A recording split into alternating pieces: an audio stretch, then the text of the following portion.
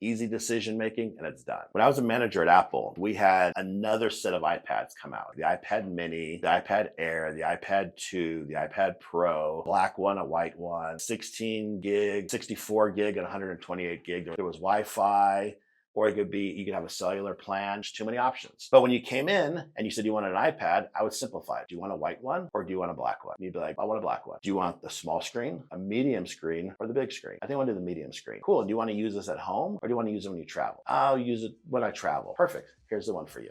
Yep. Simplify the process. Make it easy for customers to spend money. When a customer asks me, hey, what are all my options for flip-flops? We make custom flip-flops. We can do fucking anything. What's your favorite color? What logos do you like? Just keep it simple.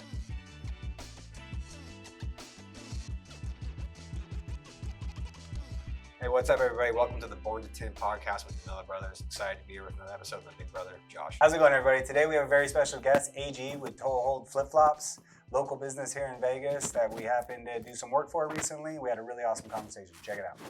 Now, I was excited to have start this podcast, do the podcast. Oh, fuck, I forgot where I was going now. You fucked me up. You do suck. It's about the consistency with content, Yeah. making the pod. But that's the most important thing with any business. So you have your business, right? And then whatever the product is you sell, it's cool, but it's not worth shit, right? We make the best flip-flops in the world. If we just based our whole business off of that, it's not worth anything. Yep. You make the best knife in the world, you make the best car in the world, it's not worth shit. It's the content that you have to tell people. 50% of what you do is getting that message out to people. Yep. You know, I mean, you guys can be like the discount tire of tint all across the country. Everybody knows about them. Get a logo that everyone recognizes, make tons of content, make an easy shop that a dude who gets 50, 60 grand, retires from the military, wants to do something cool, he could just plug in right away and just start tinting cars. You know what I mean? Yeah. And everybody knows the name. There's tons of tire shops in town. But fucking who's ever to go to? Discount Tire or American Tire, depending on where you live, because it's the same company. Yeah. No, when it comes down to the biggest reason for us to start this was to get out the message of, like you said, you were mentioning auto tint. For us, it was flat glass. There's no one in our industry that is talking loudly about, hey, you can do this to homes, and then let alone putting the content out there. And instantly we reap the benefits of it. Like, he's going out to sales calls, and like as he's walking in, they're like, I only called you because I didn't know you could do this, and now I know you can do it. And building up that catalog has definitely grown our business tremendously on the flat glass side. And like I said, the long run thing is the academy, because you can talk about it as much as you want, but if there's no installers in the industry, especially doing it at a high quality install, it doesn't matter past that. Yeah, the education piece was huge because we've done this our whole life, and kind of similar how you fell into the flip flops. Like I've listened to you on other podcasts like Cleared Hot and everything, and was following you before I ever went on your bid.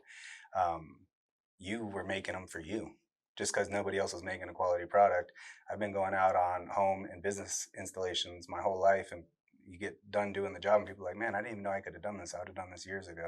And it's like, oh, the consumer awareness out there on this product and this solution just doesn't exist. So we got to create content to educate people what the difference is and how this is actually not just for cars, and we can save you a ton of energy. We've got security film, we've got decorative films, all these products most people don't know exist. Yeah, I didn't realize that when we were looking to replace the tint in our shop, I was like, let me just call the car guys and see if they know who could do it. And you guys were like, yeah, we do it. So you're right. I didn't even know that. And that's something that, we were looking for. But the security glass is a cool factor too, because it slows down just that brick through the window or whatever it might be. And I imagine, I tell people it's kind of like going through a car windshield. It takes a little bit of time. You eventually get through it, but it's going to take a little bit of time. And that time is really, really important. Gives you ability to react. Gives your security team ability to react, gives you a verbal and a physical notice. And then that person, as soon as they hit the glass and it doesn't go through, they're on, their timer started. Yep. That's the biggest thing with safety film is the initial startle of them trying to break. And then all of a sudden I'm not in instantly. Majority of the time, most of those dipshits hit and it's and they're gone. So that's the biggest thing with safety film is just buying that little extra time, and also the startle them themselves is not let them know. When we were teenagers, we tried to break into this bank, and it had security film, but not security film, like bulletproof glass. We spent maybe 5 minutes like throwing cinder blocks through this thing, and we just got exhausted and hopped over the fence and went back to my buddy's house. There's no way we would still probably be there trying to chop away at that stuff. That's funny. That's funny. Actually, this is something I want to bring up because I want to talk more with you about business, but your kind of history and your past and Mhm. everything. If anybody out there is listening to this and wants to hear more about it, go listen to the Cleared Hot episode with AG because he really gets into Yeah, cleared your, hot your with life. Andy Stump. Yeah, that episode is really good, talking you. about your history and a little bit of rough spots you had. Usually, when people start a really successful business, they have like a cool beginning story. I was just a hoodlum hooligan kid growing up, Yeah. so that's just how it happened, But like I've said before, I wasn't one of those guys who was a convict and then they turned their life around. I got caught up in like a little bit of bullshit I didn't do. I did lots of stuff I did do and didn't get caught for. But really, we were just out fighting, beating people up, and getting in kind of trouble, Yeah.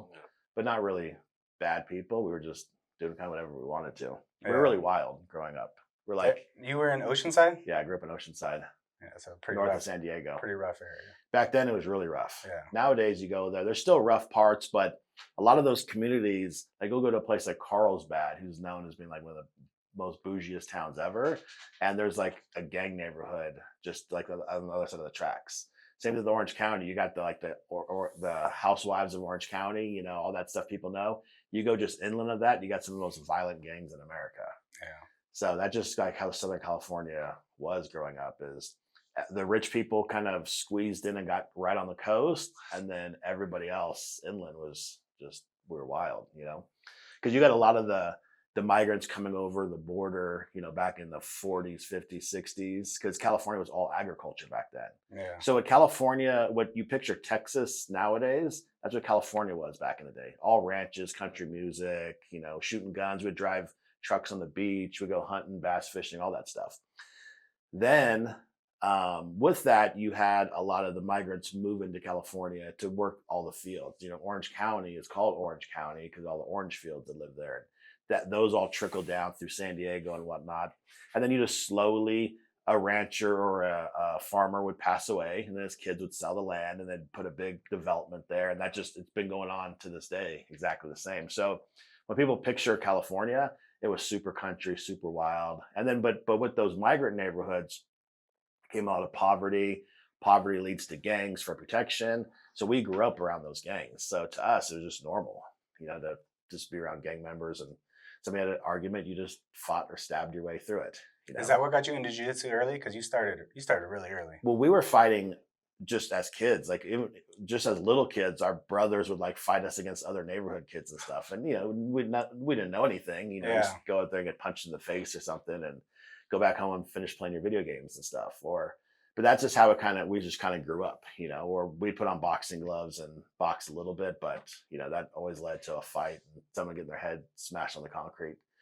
But then when I was 13, my brother's buddy met this dude named Nelson Montero down at the beach. My brother was a professional skateboarder, and then his friend Jerry was a skateboarder surfer. He met this Brazilian dude who did jiu-jitsu, one of the first guys in America, first wave. So he invited him to his garage in this alley and showed him like some jiu-jitsu lessons.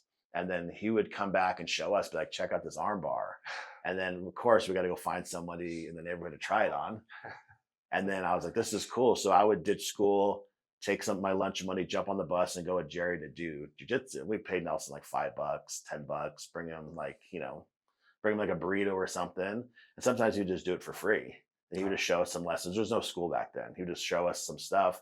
But jiu-jitsu back then was self-defense. It wasn't that sport shit you see nowadays, where people are passing guards for points. That stuff to me is fucking lame. Back then, it was like you grab the collar, you headbutt their face, you trip them to the ground, you take them out, and you choke them out. Like it was very self-defense. A lot of punching, striking, headbutt, eye gouging. Like it was like considered combat jiu-jitsu back then. And then it just slowly evolved into tournaments and points. And then schools would just train people based off of that point system. Yeah. You know what I mean? That's kind of how I got into jiu-jitsu back in the day. Yeah, I haven't been in it a little bit myself now, like being on YouTube and stuff. It's kind of crazy to learn the history of like how there was kind of divide in the Gracie family. And one side kind of stuck to the self-defense side, and the other side is kind of what grew the sports side. And yeah, Hickson's very much like, he doesn't like IBJJF. He doesn't like the point system. He doesn't like any of that sort of stuff. And then if you see what Eddie Bravo did with combat jujitsu, where he's involving like open palm strikes, Yeah. you see how much that jujitsu gets eliminated as soon as somebody can reach your face and hit you. You're like, well, that doesn't work anymore. You know, this pretend jujitsu, it works in the sport aspect, but it doesn't work in like a self-defense aspect. Yeah. So the Like- self-defense side is something I've always been more focused on. Yeah, that's a crazy thing because I definitely feel more confident that I've been training for a while now, but I also know that like not everything's gonna work in the streets. Like if you get if you end up on the ground and get someone in a triangle and they stand up and you don't realize you need to let go, like Yeah. you're about to get knocked Even the out. idea of being on your back in the street. You Yeah. want to be on top, stay on top, rain punches from the top. Then there's the little things like how well can you shrimp, you know, move your hips on asphalt? Can you do it in a bar on a wooden floor? There's bar stools next to you. There's stuff falling on top Yeah. of you. There's people's legs all around you. It gets chaotic. The floor is sticky. The floor is wet. You get in a fight in the bathroom. You know, the floor is slippery. So the environment of fighting off the mats is so much different. Yeah, I always tell people like it's gonna build confidence, but it's false confidence. And the biggest thing I've learned is kind of the story I was telling you earlier about my daughter. And I think that's the most important thing you can learn is you never know what the other person knows, and really just avoid the fight altogether. Because a real fight compared to training in the gym could go really bad, really fast. Like, Yeah.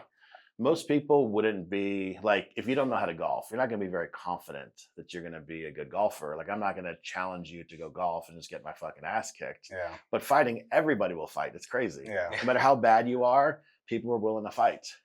That's true. So you might as well be good at it. Yeah, for sure. I mean, it's like we were talking earlier about football.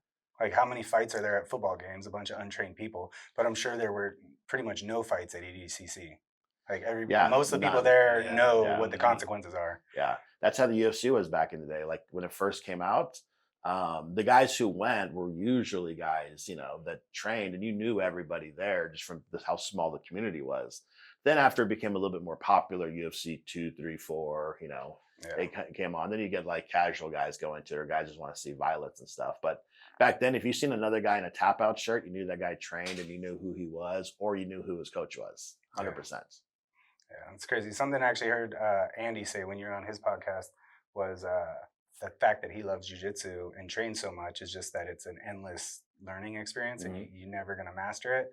How has that influenced your mindset when it comes to business? Because I know you've been really successful at business over the years. Like, Yeah. I think that's one of the more important things of it for me is that same aspect of like actually taking that mindset and applying it to everything else in my life. Like, I can always get better at running my business. I can always get better at learning how to tint.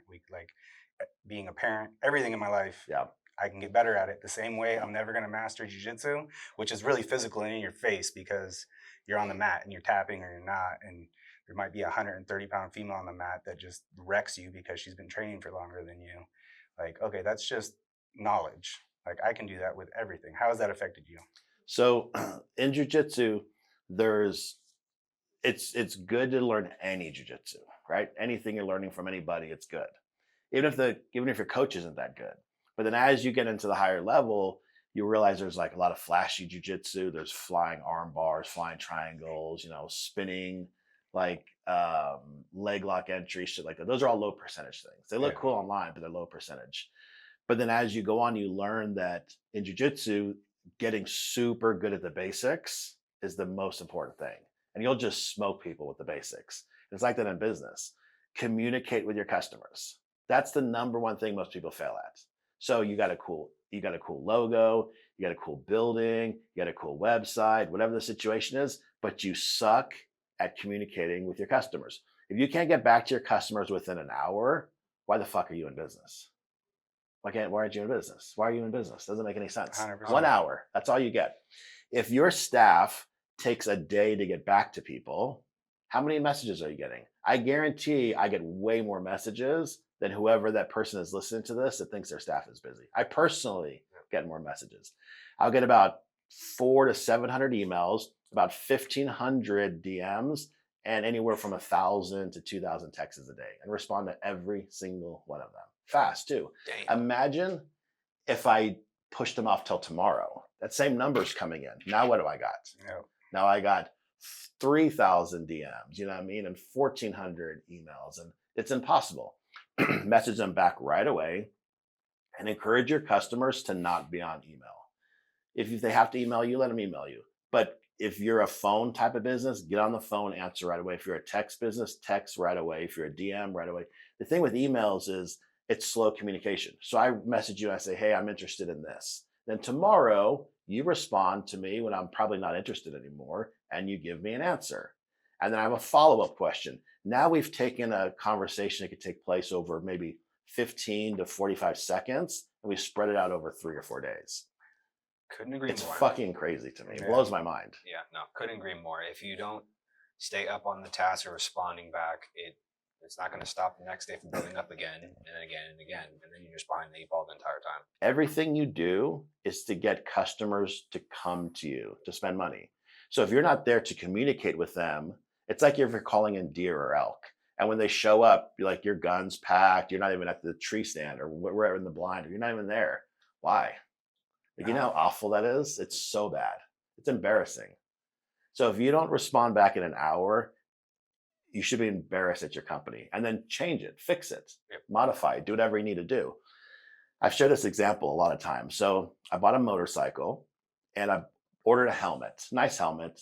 They sent me the wrong one. Opened up the box, like, ah, shit, they sent me the wrong one. I called them up just to do a simple exchange. I hate doing exchanges. I now got to get the label, put it on there, take it to the fucking guy. It's a pain in the ass. Take it to the UPS guy, have him pick it up. So I call them up and I said, hey, you sent me the wrong helmet. And their solution wasn't to exchange it. You've already got my money. Now you're going to make me work a little bit and make it exchange it, but we'll make it right. That wasn't their solution. Their solution was, would you like a refund? Would you like me to give you all of your money back that we spent so much time and effort marketing and using SEO and all that shit people use to get you to come to us, to get you to spend that money? And now I'm paying a girl in my call center just to give that money back away. And you're like, well, shit, how did my company go out of business? Yeah. How are we down so much? What is that CEO doing that he didn't recognize or she didn't recognize that that's what's happening in their system? It's fucking insane. Yeah. So when I see companies, they're just a joke to me. Like I would love, you don't really compete with other businesses. Like you do your own thing and then you could be like, let's compare numbers. But I wish we could actually go to war with other companies. That would fucking kill them. I'd fucking kill them. They're so bad. Their strategy's so bad. Their mindset's so bad. They take advice from so many bad people. They do so many things awful, right? When they should just get good at the basics. What does everybody want to do? I want to be hands off. I want to be more. I need passive income. I need things like that. Those come after years and years and years of being super good at the basics. Yep. Super good at the basics. Fast communication is the number one thing. Yeah, that was one of the first things we learned from Pineda. That was a number that blew my mind. When a lead comes in, 5 minutes. If you don't If respond, your staff could do it, do it. If you can't respond in 5 minutes, you have like an 80% drop off of closing that sale. That's wild. We literally make like an extra $1 million a year just by being fast. That's it. Customer messages me, is like, I want to buy something for my wife. Her anniversary's coming up. I want to spend $1,000. That's done in like a couple minutes. Just a couple quick questions, easy decision making, and it's done. Yep. It's done. When I was a manager at Apple, we had another set of iPads come out. So the iPad would come in like the iPad mini, the iPad Air, the iPad 2, the iPad Pro.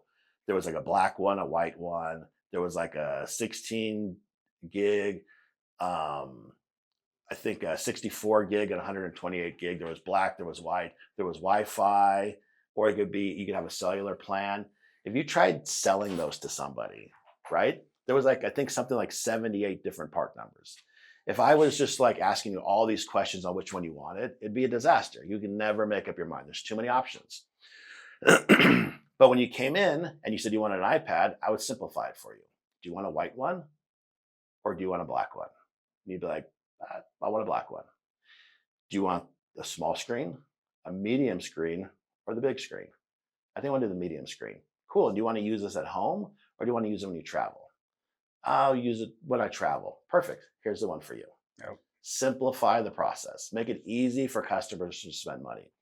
When a customer asks me, hey, what are all my options for flip-flops? We make custom flip-flops. We could do fucking anything, right? Yes. What's your favorite color? What logos do you like? Just keep it simple. I like green and I like samurais and swords. Cool. Let me show you this one. done. Send you a link, it's finished. We don't even have customers go to our website. We have a website. You're welcome to go to our website. You're welcome to order from our website.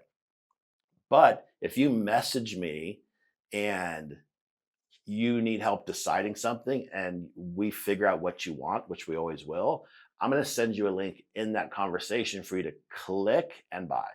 I'm not going to risk you going to your computer, logging in, getting distracted by something else. Your wife asks you a question, your phone rings, whatever those situations might be that happen. And then you get lost on our website, where you're like, well, I like this one. And you're back to decision making again. Yep. I'll send you a link right there. It's done. It's finished. Yep. Make all the decisions easy. That's not some high flying, sales thing. No, it's easy. Finish the sale, get it done, make the decisions easy, make the conversation clean, respond quickly. And guess what? We've already finished the process. Yep. We didn't need big spins or big pivots or run a third base block or any of those big sales techniques. We don't need any of that shit. Yeah. Well, everything you just said was so spot on. They're asking you a question and you're flipping it back a question on them to find out what they really need. Simplify it. That's Find the solution. that's sales 101. Yeah. And we'll fire customers too. If a customer's dumb or if they just seem like they're not somebody we want, if they identify that they're going to be a problem right away, we're not for them. Yeah. We'll do takeaway. These probably aren't for you. And then, or if they're I'm thinking about getting this, I'm not sure if I want to get this. And then I'll tell them, you know what, these probably aren't for you. And they'll be like, wait, maybe they are. Maybe I want them. And you'll just convince them to go quick. But if you think of your business like hunting or fishing, you lay out this gigantic net to try to catch fish. It'd be great if you could encircle everything. And even if you could encircle it, that's still hard. Let's say you just build a big net on a river and you're trying to get all these fish gathered into your net. And then when they get concentrated at the very, very end, your staff would just let them out the backside, right? Yeah. Or if you were herding cattle, you paid all these cowboys to go and herd up the cow, you bring them into the corral, you get them into a pen, and then you're paying a guy at the other end just to let them out. Yeah. It sounds crazy, right? Mm-hmm. You do that every single day in your business. You got to be hyper focused on your staff. From a management standpoint, I don't know what other CEOs do. I got friends that run huge businesses. I don't know what the fuck their day looks like because my day is at the very front lines with the customers. All the number stuff, all the analytics shit, I could pay somebody minimum wage or $20 an hour or $100 an hour to analyze that shit for me and tell me what the numbers are doing. I don't need to waste my time looking at that stuff because I could be forward with the team, engaging with the customers. The philosophy should always be best man forward. Whoever the best person is at your company, that's who answers your phone. That's who contacts your customers. If you call a car dealership or if you email the car dealership, they're not going to put one of those hacks that hang out in the parking lot, you know what I mean, on emails. No. They got their best fleet guys answering emails. You know what I mean? So if you want to buy a car, email them and ask for the fleet manager or just message them, period. And you're going to get one of their best sales guys because that's a privilege to have access to those guys calling in.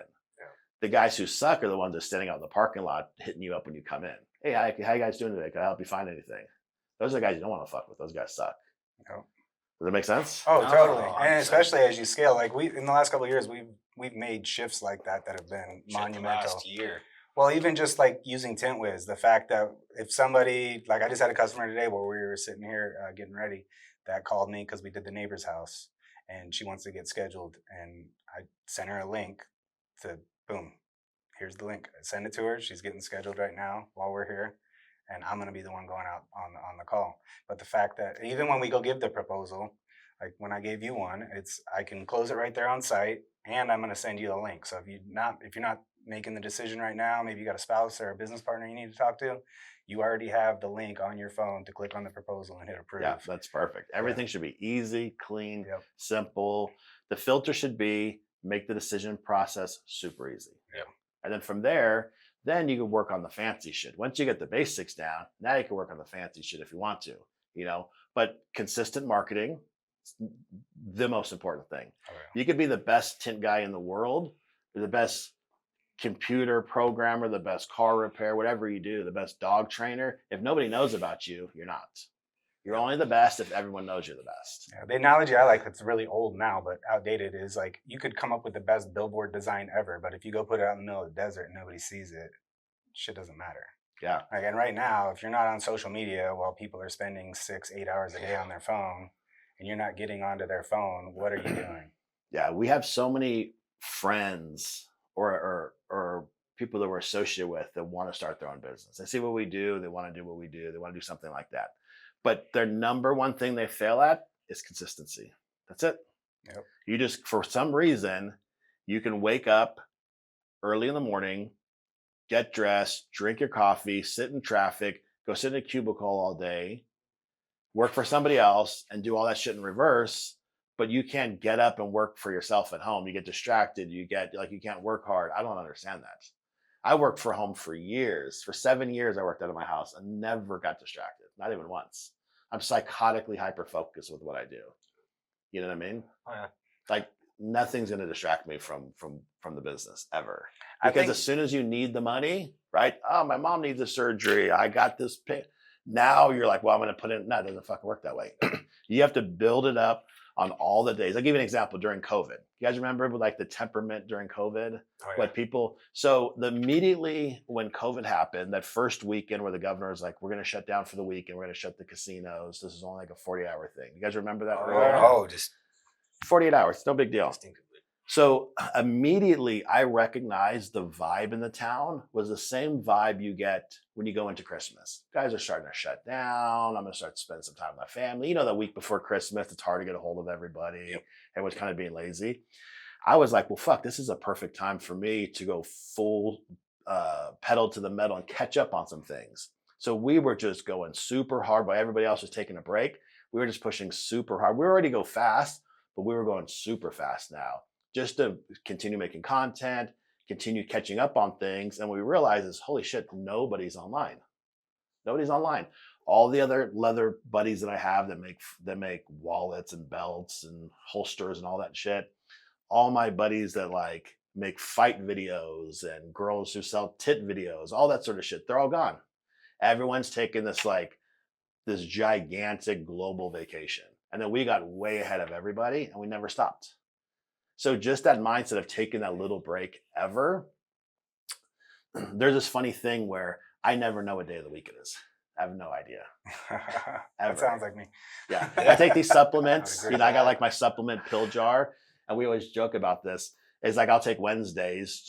I don't even know what fucking day it is. I just open them up and just take any pill day because it doesn't matter. Yeah. It doesn't matter that it's Sunday. It doesn't matter that it's Monday. Yeah. None of those things affect me because I own my own business and I don't care what day of the week it is. I don't care that it's a holiday. Like Labor Day just passed and I was like, where are the neighbors at the place? No one's here today. Like, these lazy motherfuckers. And I looked online. I was like, oh, it's Labor Day. Yeah. I take 0 time off, you know? Yeah, it's, Zero. it's pretty funny how common that is for successful people. And it doesn't even matter if it's business or sport. Like we were just talking about Gordon Ryan earlier, 365. Oh, Training yeah. twice Yeah, a he day, doesn't- every day. That's how you become the best. Yeah. There's no days off. Well, now hearing you say that, especially during COVID, what came to my mind instantly was my dad. Like we were unfortunately at the mindset when everything was kind of happening. Well, I won't speak for him. I'll speak for me. I was definitely at the point of like, hold on, we don't know what this is. I had a newborn at the time, so I didn't know what to think of it. Didn't know, if anything. Thankfully, my dad was at the head of the company at the time because he was like, no, we ain't closing. He's like, I've seen this before. Government ain't gonna do shit. We got to keep going. And we half kind of closed, but we did the same thing. There was a bunch of stuff within the company that we needed to catch up and implement and do within our store because we were also building it out, putting new addition on at the same time. So we were able to go in early, worked on that, and then we changed the business to where we went online solely, buy cars, purchase everything online, to where all you have to do is walk in, toss keys at us because we got labeled essential because we're under auto repair because we do cars. That's what our business license was. So we got marked as essential. And then for the flat glass side, it was because we had safety film, and when you put solar film on its remodeling, that was essential too. So we were able to stay open. And my dad looked at us. He's like, I'm not closing. I'm going to work every day. We're going to go to work. And after about a week or two, we realized, okay, for me, it took me a little bit to realize, okay, I was just being a little bitch when it came down to it. Didn't know what it was. Thankfully, my dad was there, steered me in the right direction. We stayed open. And the gain we had during that time period was crazy. And then from that point on, at least for us, and I think our industry too, the boom we saw, we were booked out 4 to 6 weeks, like in both departments, auto and flat. And which at that point in our company, we never touched that before. Well, Like, everybody sitting at home taking Well, a break was spending money. we kept our foot on the pedal, thankfully, and realized like, oh, all right, let's just keep going on. And then as obviously information came out, we then realized like, oh, okay, this really isn't much of anything.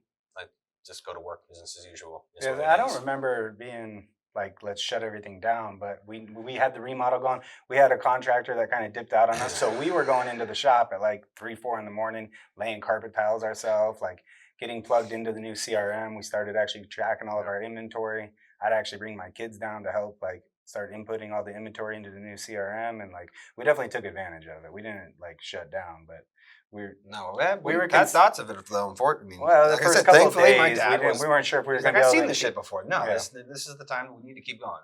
Can't rely on. You're not going to be able to rely on the government. They're not going to do shit for It you. would have been more scary if the government wasn't saying anything, but as soon as the government talks, all they do is lie. Yeah. So as soon as they start telling you what to do, Yeah. you're like, oh, I'm going to do the exact opposite. Yeah. If you always do the opposite of what the government says, you'll be fine. Yeah. There's not an incident ever in history where that contradicts it. Yeah, it's been a wild couple of years. Hopefully, it's woke. I don't want to use that word.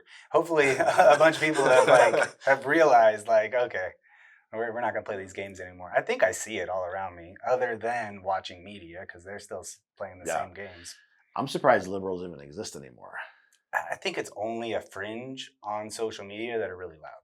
Because day-to-day life, I don't meet them. There's 2 liberals that I know, and like I don't understand their thought process on anything. Like they'll defend what the news is saying. I was like, if I was a multi-billionaire, the first thing I'm going to do is start fucking manipulating everything. Yeah. Like 100%. Yeah, it's pretty wild. Like I've grown up like crazy in the last 2016, so 8 years. Yes, 2016, 15, I was insane Bernie Sanders supporter. Really? Oh my Yeah. god! You should. His Facebook's hilarious. But mainly because I liked the idea that like he at least was being honest and what didn't seem to be corrupt. Like that was the thing that was stuck with me. But since then, I'm like 100% in the opposite direction now. I mean, the option we have right now doesn't even seem like an option. Like there's one way to go. But I've really woken up to the idea of like that election going the way it did and Trump winning really woke me. I was like 240 pounds at the time, totally out of shape, like spending all my time and energy focused on politics, wanting the government to come save me. And then I realized like, oh, I'm gonna have to do this myself. And like that really got me focused on, and actually listening to Cleared Hot, Andy Stump's analogy on the bullseye and like things you can control and things you can't control. And most people are focused on those outer rings instead of the bullseye, where the things you can control. And the more you focus on that, the more that ring grows and where you actually have influence is directly around you. Hearing stuff like that like really woke me up, and then implementing it in my life and like really getting proactive and spending more time on the business and spending more time on my own health, getting into jiu-jitsu, like all of that like really woke me up. So I'm hoping I'm not an anomaly. Like I think there's a lot of people out there that were in that camp I was in that have grown up quite a bit and realized like how the world really works. Yeah. And you think too, like from like a socialist standpoint, you always think, well, that would be cool if somebody above me was able to give me money or give me stuff. That's not the way it works. Oh, yeah. It's you are going to be giving up your stuff to someone below you. The rich people are never going to stop being rich. Like once you're in power, you don't lose that power. You're not going to give that up unless somebody smarter and more successful somehow manipulates that out of you. Yeah. Right. But when they talk about like the elite people at the top, they want to like change the currency. They want to do no, they don't. They're not gonna do any of that stuff. Yeah. They're not gonna do anything to lose their power. They're not gonna steer this into the mountain or some shit like that. It's funny you bring up currency because that's the other thing that really woke me up. Is so it's something I've always said I want to make like a YouTube video on to be a funny YouTube video. Is the amount of money I donated to Bernie Sanders' campaign. I want to go back and make a video. Shit, dude, you went to New York and walked. Yeah, but I got big into Bitcoin after that, and that's what really woke me up on currency and inflation and how the system really works. And like when they decided they were going to start printing trillions of dollars and bring interest rate down to zero, I understood what that meant, and I actually like doubled down on Bitcoin and realized like if they're going to keep printing more money, things that are finite assets are just going to go up in value, whether it's stock, real estate, Bitcoin, whatever. That like really woke me up on that idea. And like totally changed my perspective on like the government giving money out. Like you seen what happened from COVID. Like it was how many trillions of dollars got handed out there and what's happened to the cost of living for everybody. Yeah. I feel like I could always pick out like a scam. There's always if not a scam, there's always a fad, right? Yeah. Especially in the fitness industry. There's always like there's this new balance bracelet, there's this new pill you take, there's this new patch, there's this new exercise, there's this new stretch thing you do. It's always fucking like that. Right now it's ice baths or whatever the fuck it is. Right? it's always something, and it changes, right? It changes all the time. It's like that with the government. It's like that with companies. Right now it's crypto. I don't understand how anybody believes in crypto. Oh, see, the actual fundamentals of Bitcoin to me, Yeah. all the other, there's a lot of trash out there that people are getting scammed Bitcoin on. is for buying porn on the dark web or buying drugs.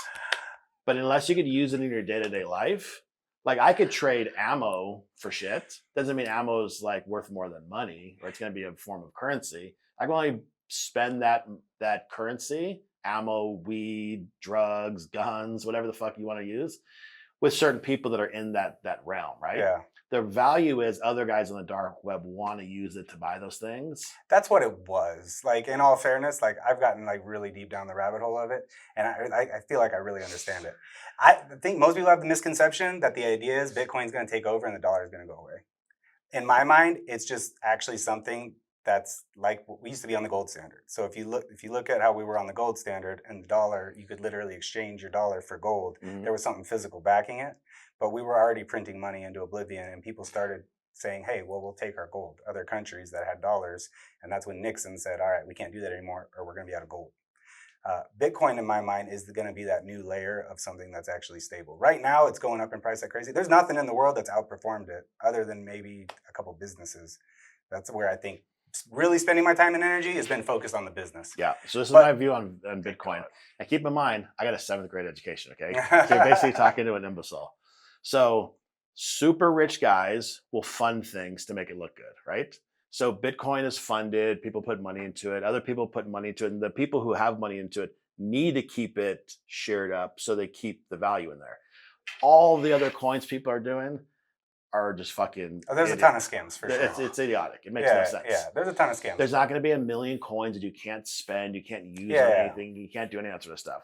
But Bitcoin is the reference for all of those as like it could be successful. Yeah, there's definitely a lot of people that get sucked into scams because of Bitcoin, for sure. Tons. Yes. Oh, yeah. The thing And the that way it you make has, money is I buy these coins, I convince you guys it's good, you guys put some money in, I back out, I make a little bit of money because you guys put in, and then you guys get, it's just a fucking standard multi-tier marketing scheme. that's what most of the crypto is, for sure. Like, That's I've been what- through enough cycles now, but if you look at the 4-year cycle of how the supply keeps getting shortened and we keep printing money, I think it's the one thing that's actually slowed down the money printing, because now you see that there's actually, you can buy ETFs that are based off of Bitcoin from like BlackRock and stuff now. So the big boys have finally gotten in. This was the first asset ever released onto the world that the average person had access to The first. big boys are always looking for the small guy to try to take his pennies and do for big sure, boy shit. 100%. That's why they finally realized this is a good game for them, because the volatility shakes everybody out. If you would have just bought and continued buying from 2017 till now, you're up more than anything you could possibly up on. But 95% of the people I know that bought Bitcoin in 2017 sold it all because they got freaked out that it dipped. And then as it started going up again, they maybe bought a little bit more again. And then that up and down every 4 years shakes everybody out, and the big boys always win, for sure. Always. Yeah. It's just, they're just running a scam on us constantly. Yeah, it's just like real estate or a business. What about or those anything. NFTs? Remember those things? Oh, yeah. Remember Oh, the yes, he real does. estate that you could buy next to Snoop Dogg's house in the metaverse? Yeah. Remember all that shit? Yeah. So I was so That plugged was in at 2 that years point. ago. That was the biggest thing in the All right. world. So how you just described Bernie Sanders in 16, Yeah. him and Bitcoin, when all that was happening. Yeah, Same this thing. is the most I've talked about it publicly in a while. I made a lot of money on NFTs because I was in it early on like Gary V's NFTs. Mhm. I minted a bunch of them, and you minted them for half an ether, and at one point they were selling for 20, while ETH was at like $4,000. So like I followed him. He was actually the only person putting anything out in my mind that had utility, because it was a ticket to his conference for 3 years, and one of them that I got me 5 Zoom calls a year for 3 years with him, which was like direct contact with somebody who I thought was really good at marketing, and like, okay, this is kind of cool. And there's only 100 of them. So now I'm in a Discord chat with all these other people. So he was adding utility to it, Networking. and the promise that he can add utility to it, and he's building IP off of it. So that was like the only one that I really believed in. But I know so many people that lost their ass. It reminds me of like the drug game, right? Yeah. The big guys at the top moving the kilos, Those guys are moving the heavyweight. Those guys are always the money makers. And then as it gets deviated down, it gets cut on, it gets stepped on. You get the guy moving the $10 Yep. bag, the $5 bag at the bottom. That'd be guys like us, right? In the Yeah. scheme of things, or the Yep. guys like most people, right? Yeah. Those guys need to spend that money for it to trickle all the way back to the top. The guys at the top are going to make all their money. The guy at the bottom moving a couple bags of cocaine or weed, they're never going to be rich, ever, ever, ever. No. Yeah, off that stuff. best case scenario, they break even, and the amount of fees they paid into the system, somebody else. It's always some top level game. But Yeah. that NFT thing where you could buy stuff in the metaverse, like one of Brian Callen's super rich friends was like, you could just print more metaverse space, or you could just Oh yeah. create more metaverse. You can't create another building down by the beach. He's like, I'm gonna buy that building, and there's not another one Yeah. in Manhattan Beach. You know, that has value. So there's always these like fake get rich quick schemes. And we talk about the dollar switching to being digital. I don't even fucking, do you have to carry cash on you? You got a little cash? I have recently. I got no cash. Do you have cash? No. Do you guys have cash on you? Nobody has cash. Everything's it's all fucking everything's digital. already digital. Yeah. People just hyper obsessed on things that don't matter. Yeah. And they're all distractions. Yeah. What matters is build a really good community around you, build good friends. Don't have anybody around you who's shitty. If you have that old friend from school that's like he's shitty, but he's still around, fucking get rid of that guy. He's not going to do anything better. His best days are behind him, right? Yeah. Just keep a real tight network around you. Focus on what goes on in your world. Control your circle. As we've made more money and been more successful, we've been lucky to kind of just been introduced to guys that are super, I mean, like $100 million a year guys. Yeah. And you see how those guys operate, they're in a bubble. And you don't have access to them unless you're somebody special. And the reason they do that is because they control the environment and all the noise and all the bullshit around them. They don't listen to the news. They have no idea what's going on with the news. They have no idea what's going on in sports, although some of them like sports. They just live in their own world. And for their entire life, none of the external stuff is going to affect them. Yeah. And if we look at what really happens in the world, like with presidents, we could look embarrassed as a country, and we could do, you know, with liberals, they're always fucking something up. But with like a normal, like Republican country, it's pretty standard. Work, make money, do our private business stuff. They create a big military. They keep it really, really simple for everybody else. Libs, or with just that kind of philosophy, if you look back to like throughout ancient history, if you were like, there was no, like, let's use the Plains Indians, right? Like the Comanches, super warrior class people. They didn't do theater. They didn't do cultural stuff. They were moving and killing all the time. Like that was their world. But then you get a place like Rome, where Rome was out just destroying and conquering everything. Once you build a city that's surrounded by walls and people have time on their hands, they start just doing weird shit. It's always happened throughout history. And there's even video games like Civilization and stuff like that, where the stronger your wall is, the weirder the culture gets behind that wall. You know, nobody's doing theater and play and opera in a place that's like in Syria that's full of war. Yeah. That shit happens in America because we haven't had a major war here. People just get fucking weird, Yeah. you know? But as soon as we get to some crazy shit, or the economy collapses, or things turn a little bit real, all that shit's going to go away. Well, if you look at it, it's like you can see it in America. Like you were just talking about California. When Southern California was more rural, like it wasn't as crazy as it is right now. I think even Vegas, when we moved to Vegas, it was probably maybe 1 million people. But you didn't see homeless everywhere. You didn't, like, as a city gets big, like if you look on the election map, it's like the country's mostly red. And then the blue spots are big cities that, because there's so many people there, they kind of have to become more dependent on the government just because of the nature of the population. How else are you going to feed yourself? Yeah. Like you need a truck to bring food in. Yep. This is just normal human behavior. Yep. It's always going to happen. I personally hate cities. When people ask me like, hey, do you want to go to Europe? Do you want to fly? Fuck no. Go to fly to another place and go to a city? No, I don't want to do that.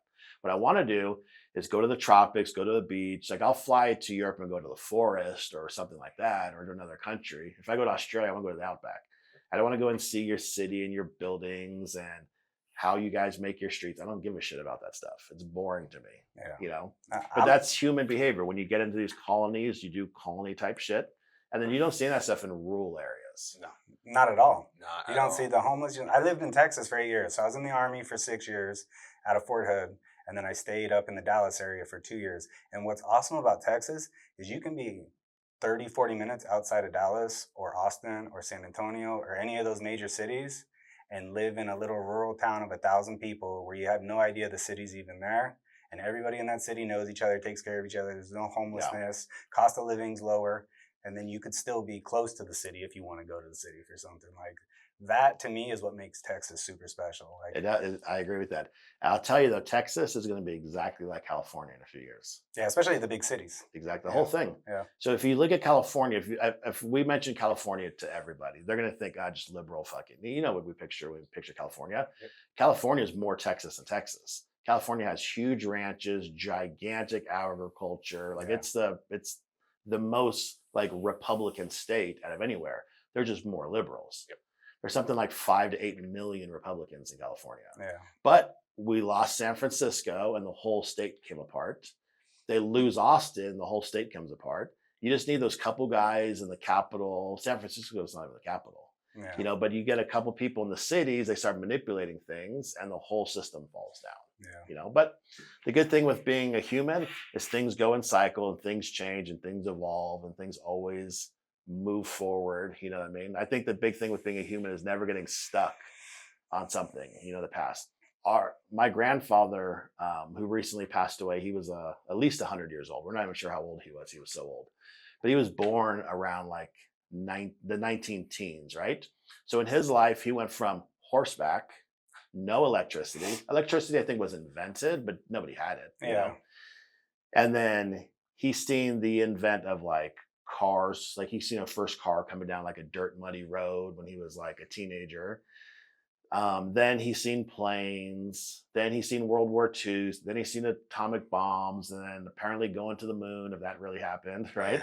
Yeah. And then a cell That's a phone, crazy satellites, all kinds of shit, all the way to like just a year or two ago when he died, all the technology. Imagine that change in his life.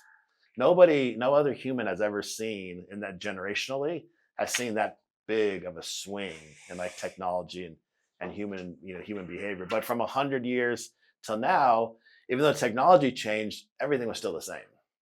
You know what I mean? Like the town got bigger, but the rivers were still there. He still knew the street names, although there's new ones. But there's still houses from back then, like shitty houses, but same houses. So even 100 years from now, the house I live in is still going to be there.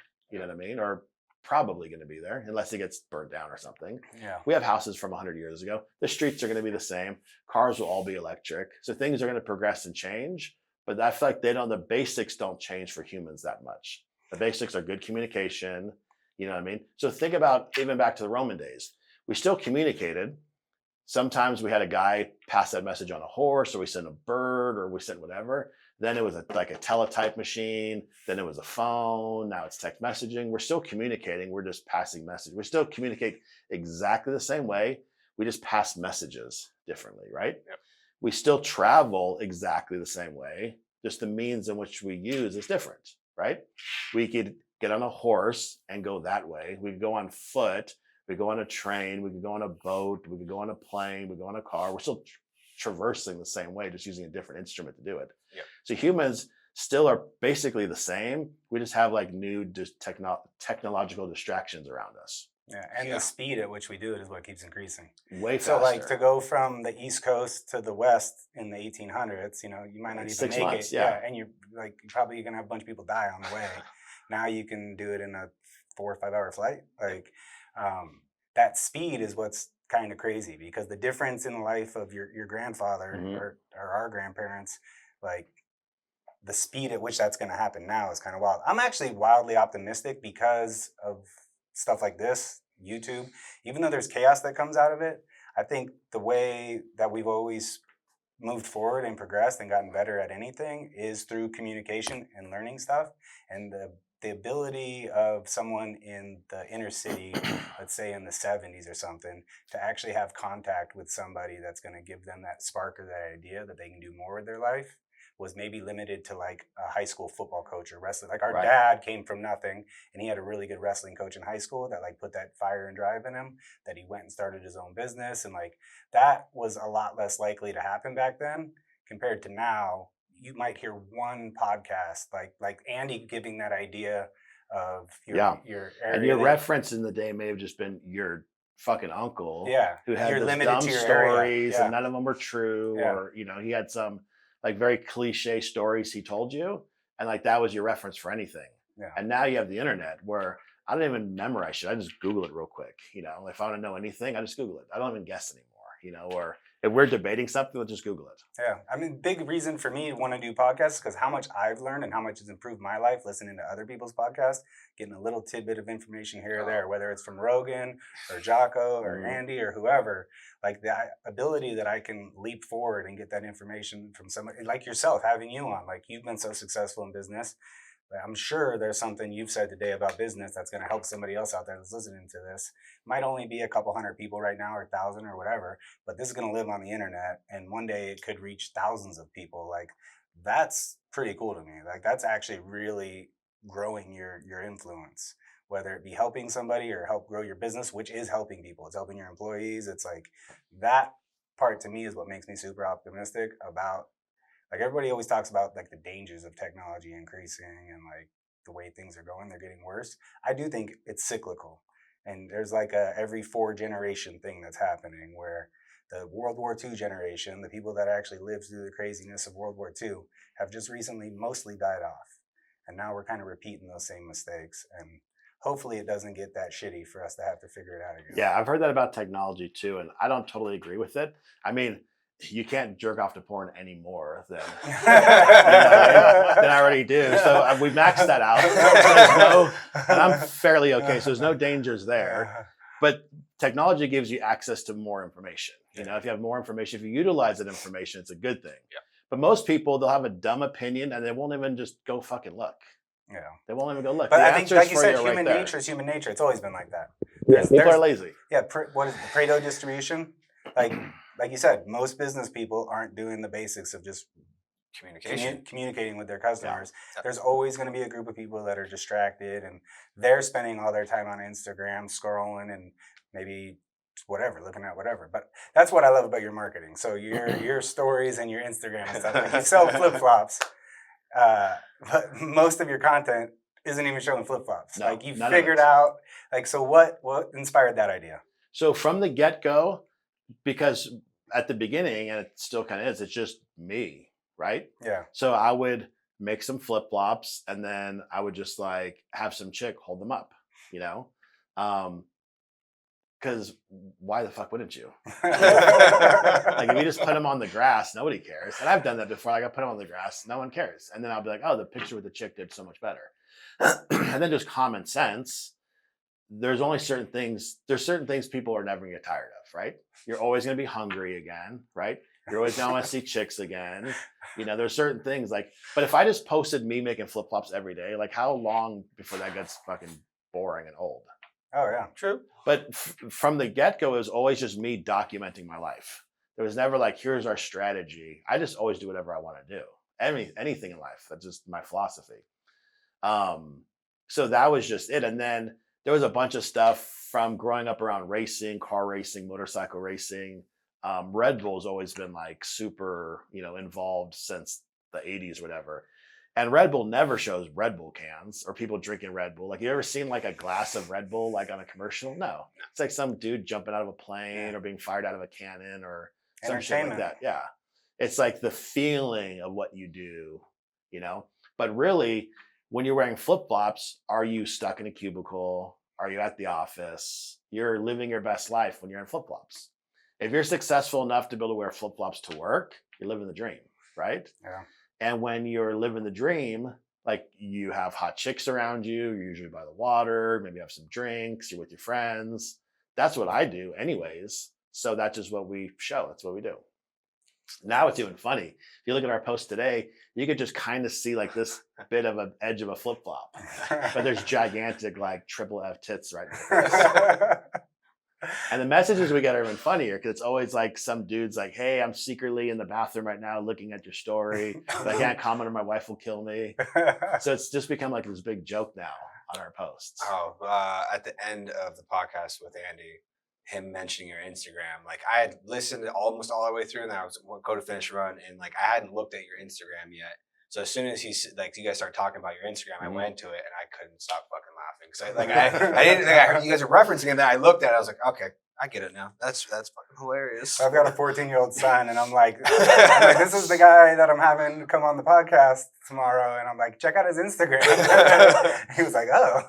But nobody does that nowadays. Growing up, like obviously grew up in San Diego, so we would get surfing magazines, and the very first page would be the Reef Girls. It was just all asses and thongs, and it just said Reef. The Reef, the surfing brand. It had nothing, just asses. That's it. And that's all they did. And that's all that was in surfing magazines growing up. And then Budweiser was like Bud Light commercials, remember back in the day? It was just like chicks, beer bonging, tits, college guys, like frat parties. Yeah. And then somehow that changed. Everyone's a bunch of pussies nowadays. And twins. Commercials don't even make sense nowadays. Yeah. Like we were talking about football earlier. If you watch a football commercial, it'll just be like, fucking Coca-Cola, there's like a polar bear, and then there's like people smiling at each other, and then there's like a house. You're like, what the fuck did I just watch? It didn't make no sense. Oh, I saw one yesterday that dumb. Made zero sense to me. It was like Coliseum, and it had a couple of the different star players from the NFL, and they were fighting off the Lions. Yeah, yeah, so dumb. And it was a Pepsi commercial. I was like, what the hell? Like I got them playing, and I look at my wife, I'm like, what in the hell was that? Like. Man, it had nothing to do with Pepsi. I consider myself to be an idiot, and I'm too smart for those commercials. So who are those commercials marketed towards? They're dumb. Maybe that's what they're going for. Let's make it so dumb that it's memorable. Like, yeah, I think they're just stuck in an old model, and they just don't realize that, like... They can't. They don't own anything. We don't have investors. We don't answer to nobody. Yeah. Like, we don't have anybody. I mean...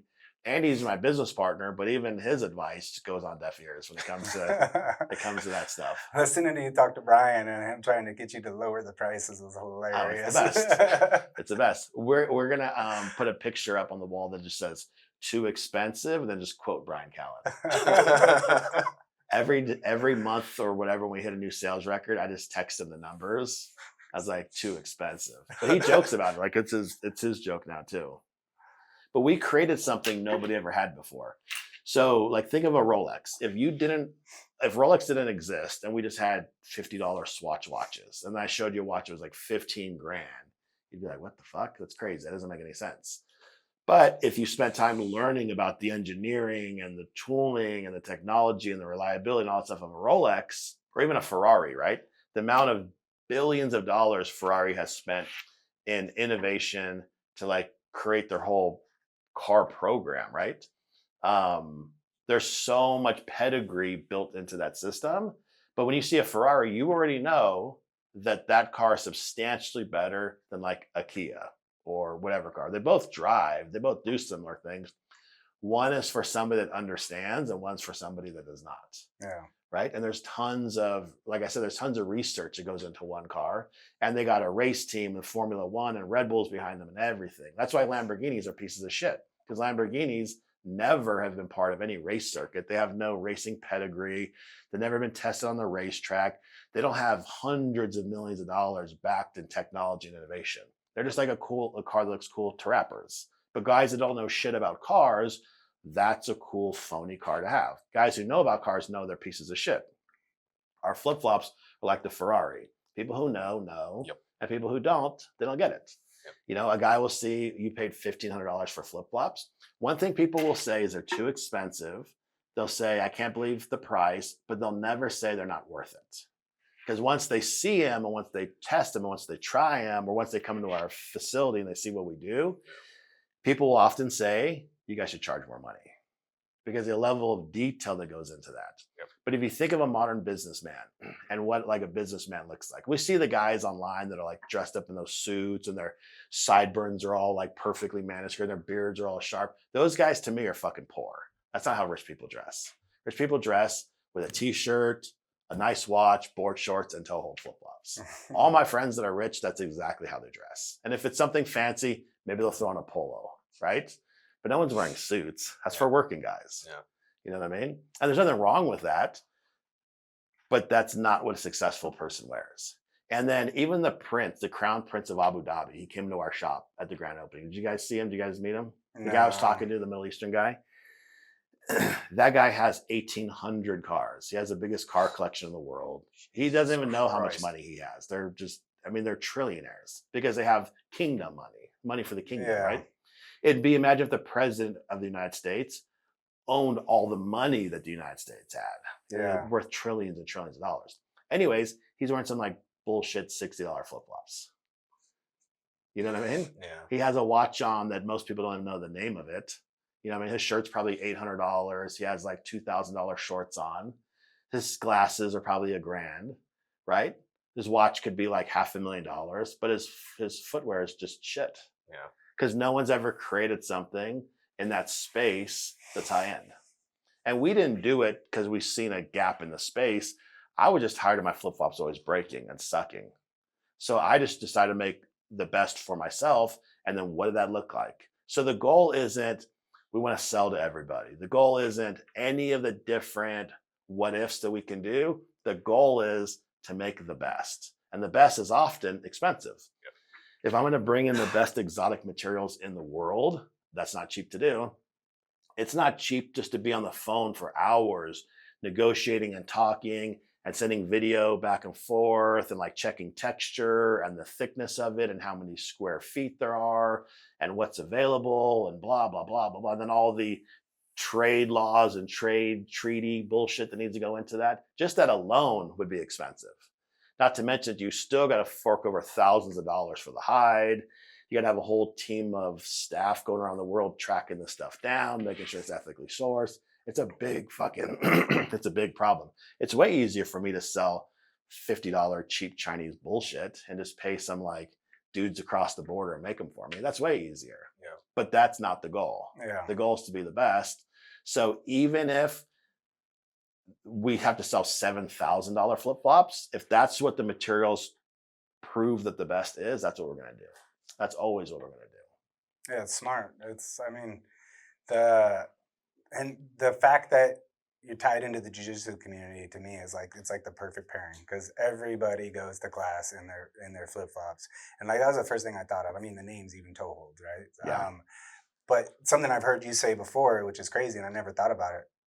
Sandals, flip-flops are the most worn footwear in the world. Yeah. And what's crazy is the reason this podcast is called Born to Tint is because in 2010, I read the book Born to Run, which is all about how modern shoes are jacking people's feet up and modern runners are getting injuries from running in all of the support and everything that comes in shoes. And I got way into the idea of running with more minimal shoes. That way my foot can weigh the way it's supposed to work. And I've heard you talk about that. And Thanks a lot, Nike. It makes a lot of sense. Like, Yeah, it Nike's really fucked does us when you all. think about it. So we never get into, we talk a little bit about the environmental stuff because people want to know how we get our elephants and things like that. We talk very little about foot health because that's fucking gay. Yeah. Nobody cares about that stuff, right? But when it comes down to it, there's a huge philosophy behind it. One is your foot's already designed to be perfect when you were born. If you watch how like a baby walks when they first start walking, they're on the balls of their foot, they lean forward, their toes are kind of splayed out. And then you ever seen those Chinese foot bonding things where they wrap like the old like Mandarin thing where they'd wrap their foot? If you're at home, Google like Chinese foot binding torture, whatever you want to call it. Yeah. Their feet are crunching these little balls because their culture believed that was sexy back then. Well, we just have a less extreme version of that nowadays. So throughout history, humans have always worn vegetable tan leather on their feet forever. Whether that was done like in moccasins or whether it was done in like cowboy boots or whether it was done like with a Roman sandal or Egyptian sandal or just go back to any time in history. There were times when like some people in Asia would use like reeds. They would like do like a basket woven reed, stuff like that, just because those guys don't have access to as much beef and cattle as bigger parts, bigger pieces of land. But it's what humans have always worn on their feet forever.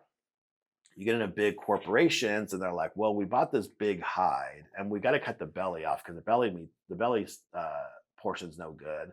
Then really only the back portion's good. And then we have to have skilled people to we're wasting money doing this. So let's use synthetics. We get more profit, right? They get a big synthetic sheet of material. You could utilize every single inch of that, right?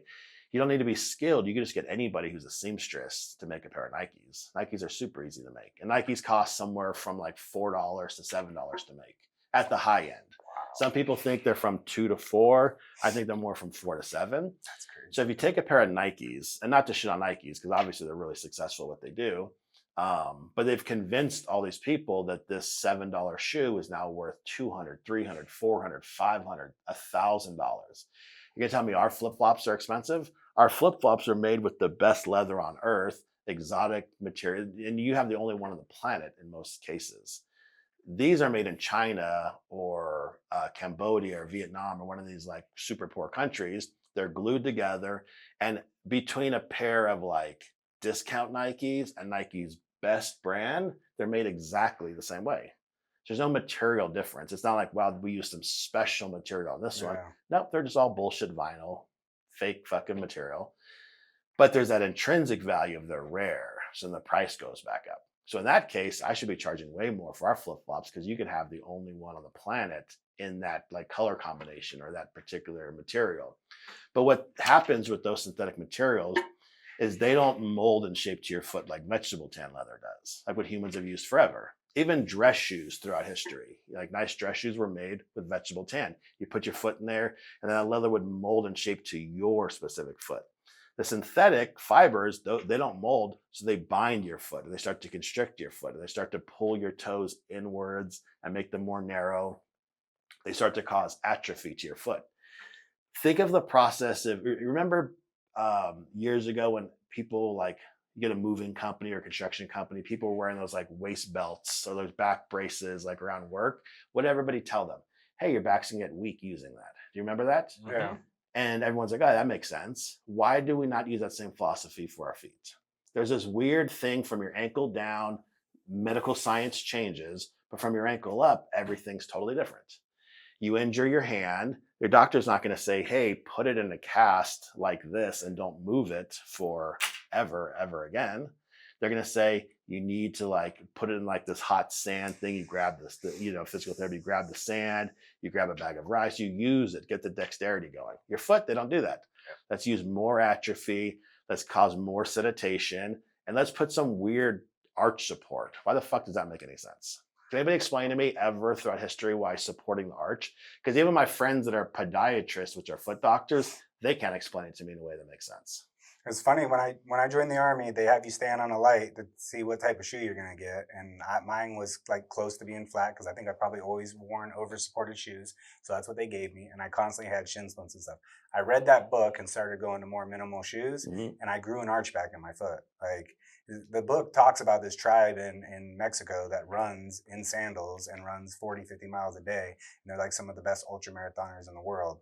Because they're actually from childhood on, they're strengthening their feet up by running around in sandals and not modern running shoes. Like I agree with you. What are those poor Kenyans? What kind of footwear do you think those guys have growing up? really crappy, and they don't even start wearing modern running shoes until they're older and can afford them, and they're already like up to an elite level. Like that's the crazy. And they've thing. already built all the foot strength Yep. and stuff like that. So a shoe doesn't do anything except protect your foot from the ground. Like the rubble, things Yep. like that. All the contouring, that doesn't even make any sense. It makes no sense at all why your foot would be in that position. Look at a person from like a tribe, any tribe in the world where they just walk flat on their feet. That's how your foot's designed to work. Yep. That's how it's designed to work. It doesn't, your arch is solely an aesthetic portion of your foot. Just like some people, if you look at their side profile, they may have a bigger arch in their back or not, or your neck may be arched more. It's a purely aesthetic thing. But the muscles, the tendons, the ligaments in your feet, that's what holds your feet up and put your feet in place and make them work the way they're supposed to work. But if you cut off all the movement from your ankle down, you now create a hoof instead of a foot. Yep. Your foot's supposed to grip and move and grip and move. The way I met Callan, I had met Callan years ago, but he would complain about his foot health. He'd be like, I've fucking seen this doctor and he has me in these orthopedics and I'm in this, I'm in that. And nothing was better. And I texted him one day. I said, hey, quit being a bitch and quit being a pussy and start wearing flip-flops. And he called me up. He's like, what are you talking about? I was like, bro, you need to use your fucking foot. That's why it's dead when you wake up in the morning. If you just sat down forever and he never stood up, you're like, dude, my back's messed up. And we're like, you know what? I got the best chair for you. Guys, I got the best chair for you. The arch support on this chair is incredible. You're not going to believe how it contours your body. The material's soft. Is your back going to get better? Of course not. You're still doing the same shit. You're not fucking using it. You got to get up, use your back. Get up and use your feet. That's it. All our flip-flops are is they're perfectly flat and your foot just stands on top of them. Ideally, you should be walking directly on the ground, but it's 160-degree temperature on our sidewalk out here in the summer, so you can't do that. And there's pinworms and there's thorns and there's splinters and there's glass. There's all kinds of stuff. So you don't want to walk on the ground. But ideally, you should walk on the ground. The second best thing is to get yourself a nice piece of Vibram tread, which is American-made rubber, slip-resistant, omnidirectional, and then it contours to your foot. And then on top of that, you have a nice thick layer of vegetable tan leather, which is going to take on the natural shape and contours of your specific foot. It's not going to be the mold of what some Chinese lady decided in a factory in Cambodia on how your foot should be shaped.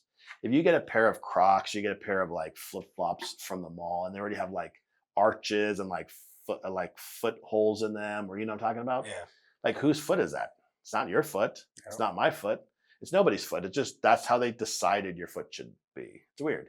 Imagine if I just decided like what reading glasses you were going to use. You guys would be like, that person's insane. Yeah. I just decided this is the formula you're going to use for your eyes, and you got to wear these. And what's so funny about that is that the history of Nike is really interesting. Like, I'm like big into running, and Bill Bowerman was actually taking his runners at Oregon, and he would make a specific last for each individual runner when he first started making the first pairs before it was a big company. He was literally custom designing each shoe to each athlete's foot. Because that's how you made shoes back then. Yeah. Every human who made shoes did that exact thing back then. It was wild that it went from that to what it is now. Like, it's kind of crazy. Oh yeah, no, it's taken me about 5 years now to actually probably get my foot health to a good spot. I'm in barefoot shoes. If I put a regular shoe on, What are you guys wearing? barefoot. So you're both in shoes right now. While you guys are sitting there wearing shoes, you could curl your toes a little bit, but not really, right? Oh, these ones I can. Wide toe box. I go big now, Like, so these I roll always up. go a These are size bare. big just for that reason, because I'm aware of it. But most people aren't. So No. So under the table, I've been rolling my knuckles. I've been gripping my flip-flop with my toe. I've been grabbing the carpet with my feet. My feet are just in constant, perpetual motion nonstop. Yeah. Nonstop. So because of that, they get way more use than a normal foot. Yep. They're way stronger. They're way better. They're more suited for how your foot naturally should be. And like I said, foot health isn't very fucking sexy. no, it's not. But it matters like crazy. I've got my oldest daughter is big into running. She just took 4th in the state in the 1600 as a sophomore last year, and she's never worn like a fully traditional shoe. I've always had her in wide toe box, zero heel to toe drop. Zero like, drop, have to be from zero the time drop. she was little. When they were little, I had read that book, and I would watch them run barefoot around the house, and their heel never touched the ground. Right. They're Right. all leaning forward, right? Yeah. But all of a sudden you put on, your foot has more nerve endings in it than any other area of your body, but your genitals. That's so that your body can give you feedback on actually how to land on the ground properly when you're running. Like, I don't know. Anyways, that book like blew my mind and like really woke me up to that. On the fact that like that was like that first little thing that opened my mind to like, oh man, they like been selling us shit that actually is bad for us, and we pay more money for the more support and the thing that's actually even worse for you. I'm like, oh, what else out there is a total bullshit lie? Like, Yeah. And it's marketing. You see your best celebrities, your favorite celebrities wear that. So then you wear it because you want to be part of the pack and things like that. So as I said, shoe health isn't very sexy. I'd rather talk about tits, but that's just me. all the different hides and stuff you get. So most people don't realize that like when you're getting that type of stuff, you're actually helping with conservation because where it's coming from. Like, that's something that I don't think most people realize. Yeah. So the way conservation even works is you need money for conservation. You need money for game wardens. You need money for research, science, things like that. So let's take like America, for example. So they say that there's more deer and elk nowadays than there was when Christopher Columbus got here. And that's because we now have billions of dollars for management. The birds too, like we have tons and tons of money for wildlife management. If you don't have that management, if you don't have the restrictions, if you don't have the rules, the laws, things like that, then people could just go out and just kill as many of them as they want. And that's the problem with Africa, is if we polled people and said, hey, do you want to save the elephants? Do you want to save the rhinos? Everyone's going to say yes. But how many people write a check? Nobody. Yeah. We write checks, huge checks every month. Nobody else writes checks. They want to do something, but they don't do shit. They're just they just talk and don't do anything.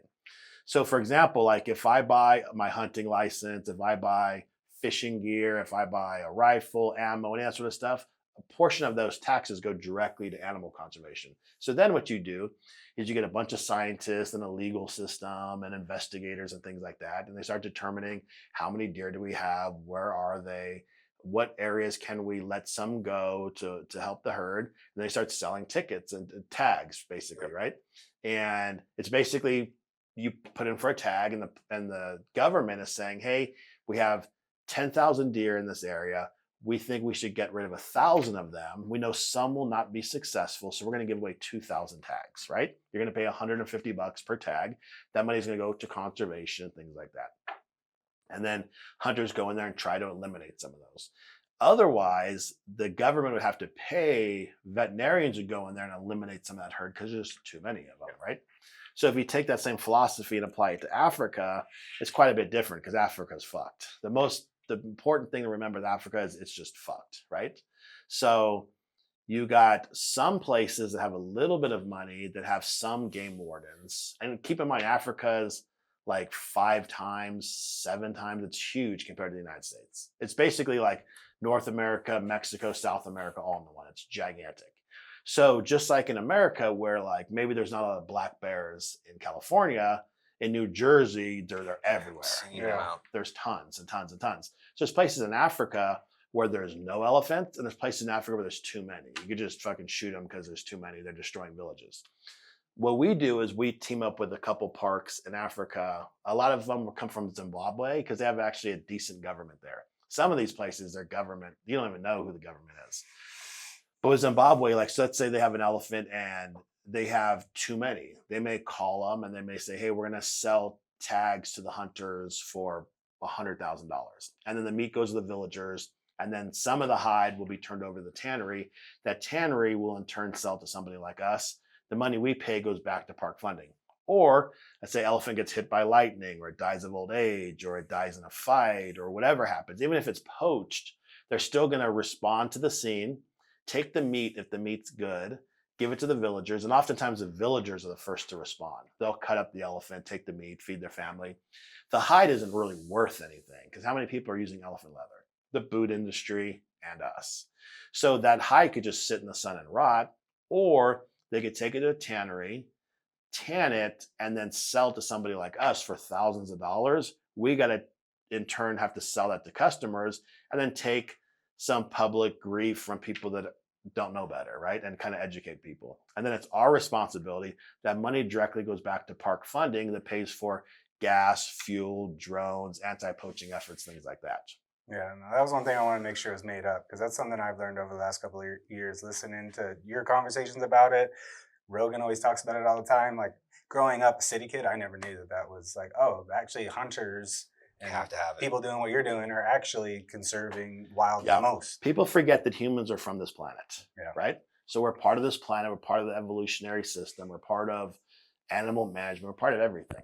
But for some reason, nature is one way and environmentalists think humans are different than the animals. We're the same. We're from the same planet. We manage herds. We manage all that type of stuff. And if they get too populated, you've seen things in Africa where like they'll get anthrax and just thousands and thousands, like they'll get a disease and thousands of hippos will die. You could Google images on like the Nile where there's just literally thousands of dead hippos rotting on the side of the banks. And then that goes downstream and kills tons of humans. And if they would have just hunted some of those hippos, that wouldn't have happened. Yeah, true. Well, I think we're out of time. Yeah, we're gonna wrap it up. Yeah.